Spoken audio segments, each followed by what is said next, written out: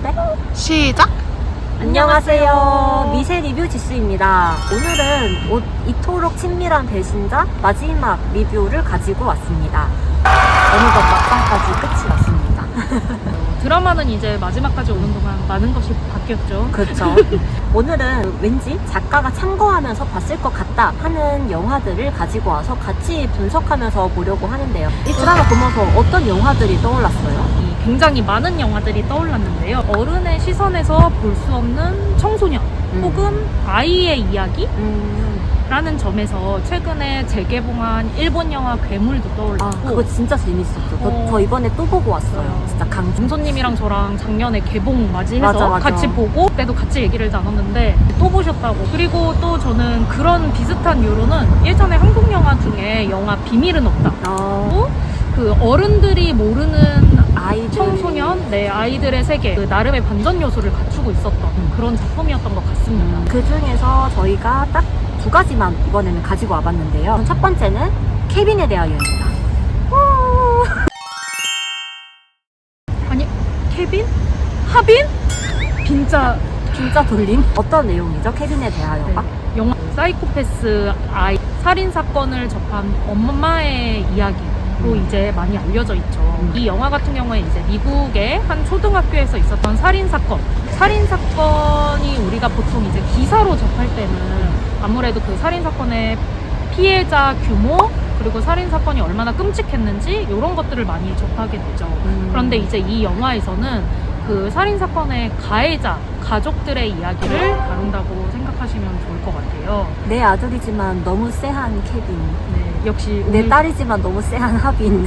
비슷한 면이 있죠. 그러면서도 이제 두 작품은 확실히 좀 다르긴 한데, 그러면서 이제 엄마가 지나간 시간들을 반추해보는 그런데 이제 이토록 친밀한 배신자는 거기서 살짝 그 코드를 가져오긴 하지만 오히려 그걸 역이용해서 좀 딸을 의심스러운 상황으로 만들지만 그렇지만 숨겨져 있는 이야기가 있다. 그쵸. 이런 거를 활용한 드라마였던 것 같습니다. 어쨌든 둘의 심리를 계속해서 저런 걸까 분석하게끔 만든다는 점에서는 되게 비슷한 결의 영화와 드라마였던 것 같아요. 맞아요. 또 세뮬리에이신 염소님이 좋아하셨죠. 그래서 저는 두 번째로 소개하고 싶은 영화는 의심이 이 드라마에서도 되게 중요한 키워드잖아요. 우리 아이가 평범하지 않다고 생각하는 부모가 아이의 모든 언행이 비도덕적이고 쎄하다고 생각하게 되는, 심지어 자기 동생이나 친구들을 죽였을지도 모른다라고 의심하는 내용이잖아요. 완전 한석균의 그쵸. 이거랑 진짜 비슷한 영화가 하나 있거든요. 영화 다우트입니다. 의심? 거기서는 한 카톨릭 학교의 교장인 수녀가 의심을 합니다. 한석규처럼 되게 원칙주의적이고 완전 엄격한 사람이에요. 아니 진짜 한석규 같은 캐릭터네요? 네네, 맞아요.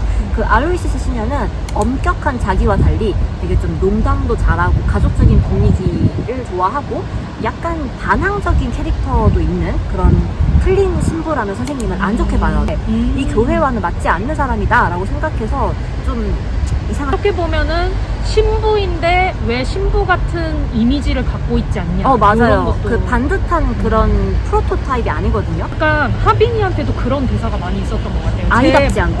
보통 애가 아니다. 맞아요. 보통 애가 뭐죠? 맞아, 보통 애가 뭐죠? 염소님은 어쨌든 보통 신부가 아니었어요. 그래서 근데 어느 날 또 의심이 커질 만한 사건이 하나 옵니다. 어린 수녀님이 이 신부가 한 남학생을 성적으로 학대했다고 일러바친 거예요. 아니 정말요? 근데 알고 보니 오해였어요. 오해였고 어린 수녀님도 오해가 풀렸어요. 그런데 알로이시스 수녀님한테는 그게 오해였건 아니건 상관이 없이 의심이 엄청나게 커져버리는 기폭제가 되어버려요. 아하, 그러면 세뮬리에 그럼 처음에 이 어린 세뮬리에가 이 신부님을 찍었는데 범죄를 했을 것이다. 근데 알고 보니까 이 어린 세뮬리에 오해는 풀렸는데 이 원래 있었던 어른 세뮬리에가 이제 쎄한 감이 맞았다. 그래서 여기서 한석규와 이 수녀가 다른 점이 나오죠. 한 사람은 진실을 보려고 했지만 한 사람은 의심에 매몰되고 말아요. 그러네. 하빈이가 이런 대사를 하거든요. 아빠는 보는 대로 믿는 게 아니고 믿는 대로 본다.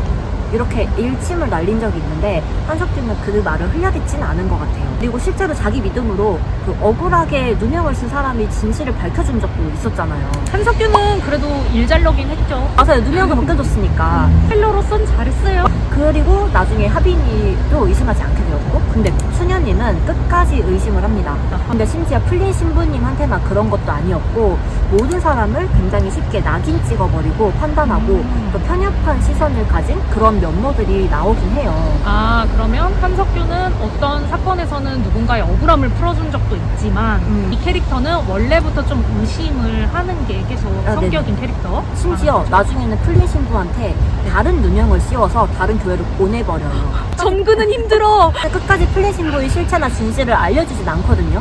근데 그냥 믿는 대로 보는 사람의 의심이 얼마나 본인과 주변을 힘들게 하는지, 얼마나 진실을 가리는지 보여주고 끝이 납니다. 신자의 마지막 회에서 제시됐던 메시지랑도 좀 겹쳐지네요. 어떤 메시지? 혹시나 마지막 회 아직 안 보신 분들이 계실까봐 말은 자세히 못하지만 각자 자기 반성을 하면서 이렇게 좀 끝났습니다. 이 드라마가 그래서 살짝 계몽적인 느낌도 있긴 했지만 이 단막극이었던 극본을 이렇게 10부작으로 늘려서 그냥 잘 끝난 것 같아요. 진짜 이 프로그램 소개글의 가장 첫 문장이 인실의 가장 큰 적은 거짓이 아닌 믿음이다. 심지어 니체? 거짓은 고치면 되는 거거든요. 뭐 당연히 누구나 오류를 발견할 수는 있죠. 근데 어딘가에 꽂혀버린 믿음은 진실을 가려버린다. 이런 메시지를 그냥 드라마 곳곳에 넣어둔 것 같아요. 이 작가님 분명히 다우트 영화 보셨을 것 같아요. 궁예 100%.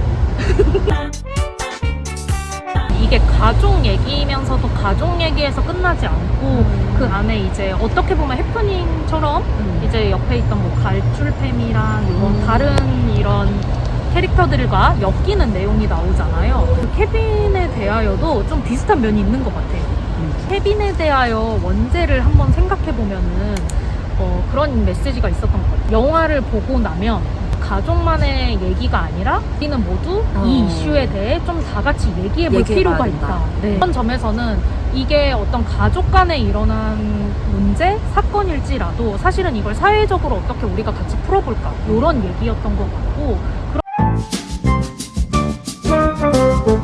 오랜만에 되게 약간 신선한 가족 추리 스릴러물이 나온 것 같아요. 너무 재밌게 봤습니다. 맞아요. 또 백설공주에게 죽음을 살짝 얹어보면 저는 그 드라마를 너무 최근에 재밌게 봤기 때문에 저도요. 그쵸, 우리 같이 너무 좋아했잖아요. MBC 사실은 드라마 연타적으로 지금 너무 마음에 듭니다. 나중에는 우리 연말에서 한번 꼭 올해의 드라마 시상식을 저희끼리 열 겁니다. 기대해주세요. 그때 백설공주의 죽음을도 꼭 다룰 거예요. 막방 끝났는데요. 오늘 막방을 보신 분들도 안 보신 분들도 오늘 이번 주말엔 이 영화들 한번 보시면 어떨까요? 네, 영화 꼭 추천드립니다. 지금까지 봐주셔서 감사합니다. 감사합니다.